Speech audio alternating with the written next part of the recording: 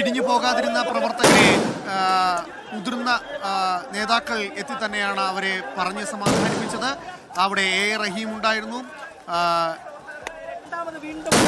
ഇതിപ്പോൾ തൊട്ടല്പം മുമ്പ് നടന്ന ദൃശ്യങ്ങളാണ് പ്രേക്ഷകർ കാണുന്നത്.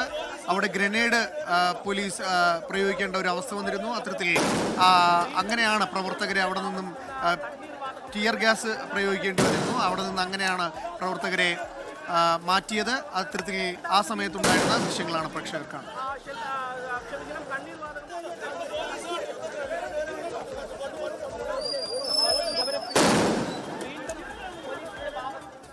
റിനു, നേരത്തെയുള്ള ദൃശ്യങ്ങൾ നമ്മൾ പ്രേക്ഷകരെ കാണിക്കുകയായിരുന്നു. സത്യം പറഞ്ഞാൽ പൊടുന്നനെ ഈ തലസ്ഥാന നഗരി പാളയം റിനു സൂചിപ്പിച്ചതുപോലെ ഒരു യുദ്ധക്കളമായി മാറുന്നത് നമ്മൾ കണ്ടു.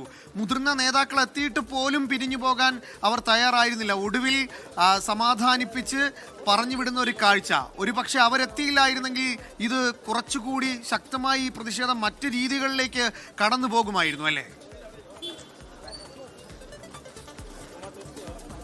തീർച്ചയായും മുതിർന്ന നേതാക്കളടക്കം ഇവിടെ എത്തി ഇതിനൊരു ആശ്വാസ നടപടി സ്വീകരിച്ചില്ലായിരുന്നെങ്കിൽ വലിയ സംഘർഷത്തിലേക്ക് പോകും എന്നുള്ളതാണ്. പക്ഷേ പോലീസ് കരുതലോടുകൂടി തന്നെയാണ് നിന്നത്. മധ്യഭാഗത്തായി നിലയുറപ്പിച്ച് പോലീസിന്റെ വലിയ സന്നാഹം സിറ്റി പോലീസ് കമ്മീഷണറുടെ നേതൃത്വത്തിൽ ഉണ്ടായിരുന്നു എന്നുള്ളതാണ്. പക്ഷേ എങ്കിൽ പോലും മറുവശത്തേക്ക് രണ്ടു വശങ്ങളിലേക്ക് വലിയ രീതിയിലുള്ള ഒരു കല്ലേറ് ഉണ്ടായി. കല്ലേറിലാണ് പരിക്കേറ്റത്. ഒപ്പം ഇവിടെ ഈ കരുക്ക് കച്ചവടം നടത്തുന്ന ഒരു സ്ഥലം കൂടിയാണ്.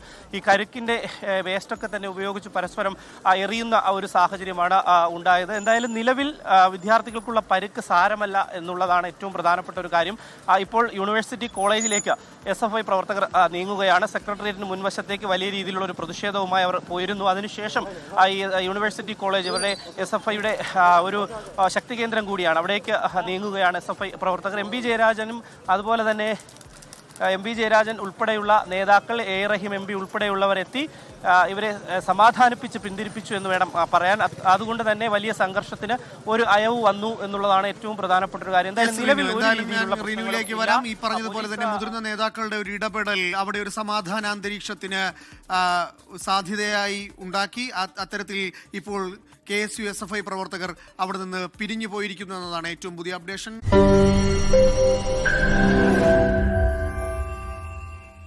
ലോകത്തെവിടെയായാലും ഏത് സമയത്തും 24 വാർത്തകളും ഓഗ്മെന്റഡ് റിയാലിറ്റി പാക്കേജുകളും എക്സ്പ്ലെയിനറുകളും വിശദമായി കാണാൻ ഞങ്ങളുടെ YouTube ചാനൽ നിങ്ങൾക്ക് സബ്സ്ക്രൈബ് ചെയ്യാം.